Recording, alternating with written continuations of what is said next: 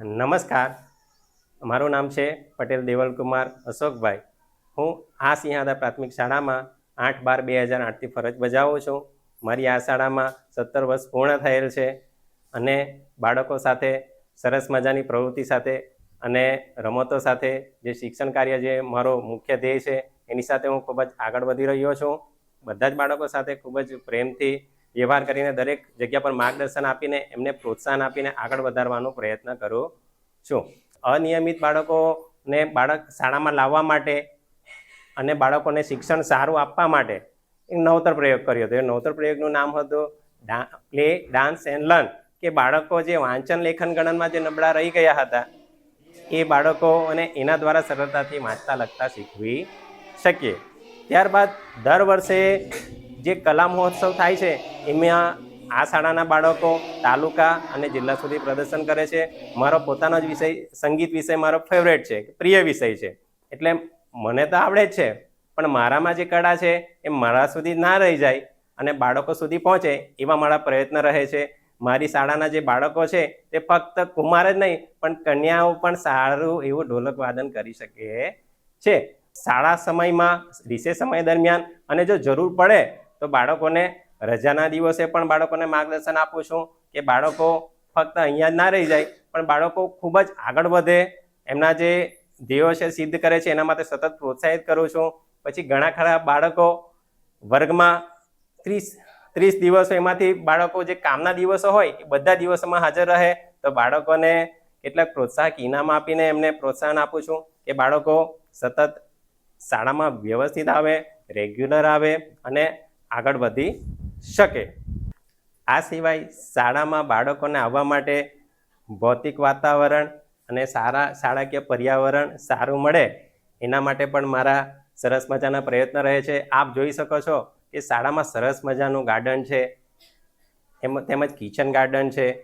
એ અમે શાળા પરિવારની મદદથી બનાવ્યું છે કે બાળકો શાળામાં આવે અને એના તરફ શાળામાં આવવા માટે પ્રયત્નશીલ રહે અને રેગ્યુલર થઈ જાય, અનિયમિતમાંથી બાળકો નિયમિત થઈ જાય. ત્યારબાદ આ બાગ બગીચા છે તેમાં કેટલાક બાળકો નુકસાન પણ કરતા હતા, તો એના માટે ક્રિયાત્મક સંશોધન કરીને બાળકોને વૃક્ષ પ્રેમ, પર્યાવરણ પ્રેમ એ પણ શીખવ્યું છે અને એનાથી બાળકોનો હવે વૃક્ષ પ્રેમ ખૂબ જ વધ્યો છે અને તેઓ ઘરે પણ વૃક્ષ વાવે છે.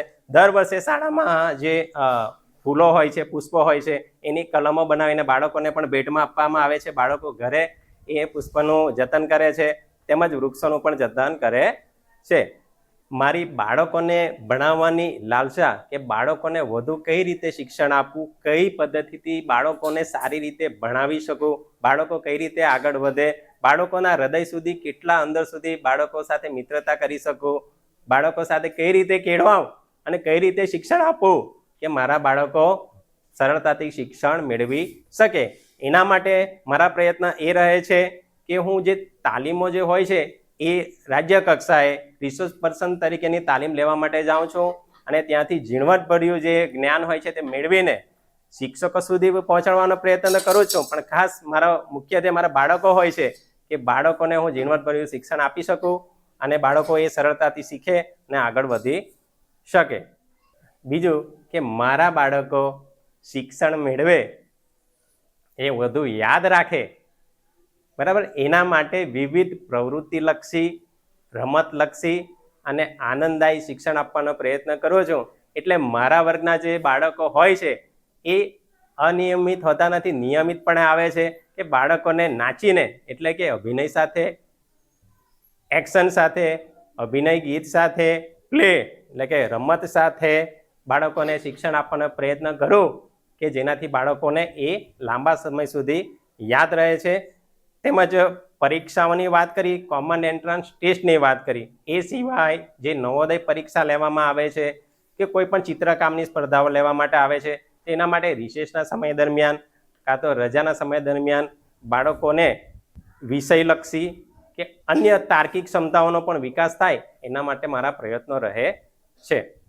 મારી અન્ય પ્રવૃત્તિઓમાં એક મારી ખાસ વિષય કહેવાય કે મને બાળગીતો, વાર્તાઓ અને વિવિધ લેખો લખવાનો પણ શોખ છે. એ થકી મારા લેખો, મારી વાર્તાઓ, મારા બાળગીતો વિવિધ મેગેઝિનમાં સામાયિકોમાં છપાતા હોય છે. એમાંથી આખી શાળામાં ગુજરાત રાજ્યની દરેક શાળામાં પહોંચતું બાળ સૃષ્ટિમાં મેગેઝિનમાં મારું એક બાળગીત પ્રકાશિત થયેલું છે, ઢમઢમાઢમ ઢોલકી.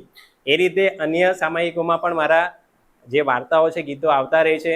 એમાં બાળ સૃષ્ટિમાં છે, બાળ સૃષ્ટિ સપ્ટેમ્બર 2024માં મારું ગીત પ્રકાશિત થયું હતું અને એ ગીતનું નામ હતું ઢમઢમાઢમ ઢોલકી. આ બાળ સૃષ્ટિ સામાયિક છે 35 ઉપર.